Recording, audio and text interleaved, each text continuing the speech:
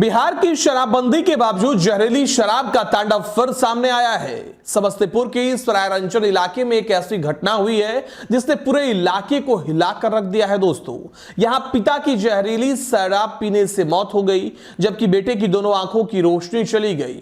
सोचिए जरा, एक ही परिवार, एक की लाश, दूसरा जिंदगी भर के अंधेरे में। आखिर इस शराबबंदी के बावजूद जहर बेचने वाले धोखेबाज खुलेआम कानून को चुनौती कैसे दे रहे हैं? नमस्कार, यह हमारा बिहार और मैं हूं आपके साथ दिनकर आनंद। आज हम आपको बिहार के समस्तीपुर जिले से एक दर्दनाक खबर दिखाने जा रहे हैं।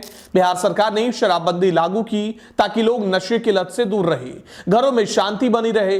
लेकिन हकीकत क्या है? जमीन परिस्थिति यह है दोस्तों कि जहरीली शराब की हर घूंट किसी न किसी परिवार को तबाह कर रही है।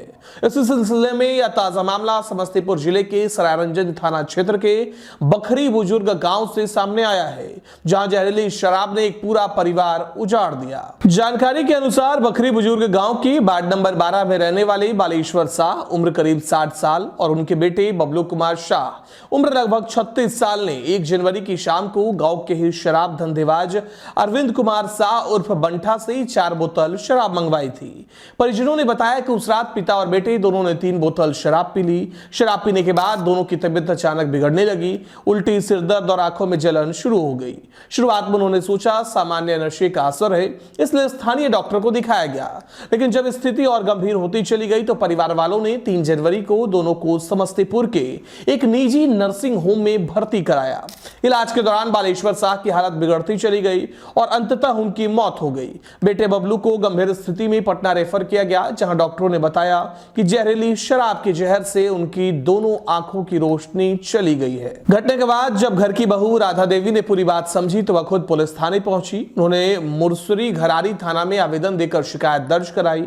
राधा देवी का स्पष्ट आरोप है कि गांव में ही रहने वाले अरविंद कुमार शाह उर्फ बंठा अवैध रूप से शराब बेचता है और उसी ने उनके पति और ससुर को जहरीली एक्सपायर शराब दी थी। उन्होंने बताया कि शराब की बोतलों पर टेट्रा पैक लिखा हुआ था और उपयोग की अंतिम तिथि एक्सपायरी डेट लगभग 6 महीने पहले ही खत्म हो चुकी थी। दूसरे शब्दों में कहें तो यह शराब पहले से खराब, सड़ी गली और जहर में तब्दील हो चुकी थी, लेकिन फिर भी लोगों को परोसी जा रही थी। शिकायत मिलने के बाद मामले की गंभीरता को देखते हुए पुलिस और प्रशासन भी हरकत में आ गया।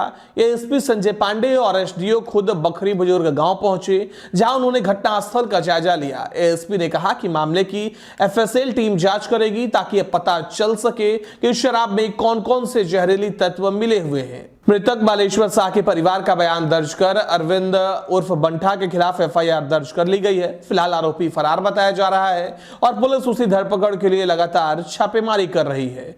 एएसपी ने यह भी स्पष्ट किया कि जांच पूरी तरह वैज्ञानिक साक्ष्यों और चिकित्सकीय रिपोर्ट के आधार पर की जाएगी। रिपोर्ट आने के बाद सभी दोषियों के खिलाफ कड़ी कार्रवाई होगी। अब वक्त है सरकार और प्रशासन यह तय करे क्या शराबबंदी लोगों की सुरक्षा के लिए है या सिर्फ राजनीतिक दिखावे के लिए। आप इस पूरे मामले पर क्या सोचते हैं? क्या बिहार की शराबबंदी विफल हो चुकी है?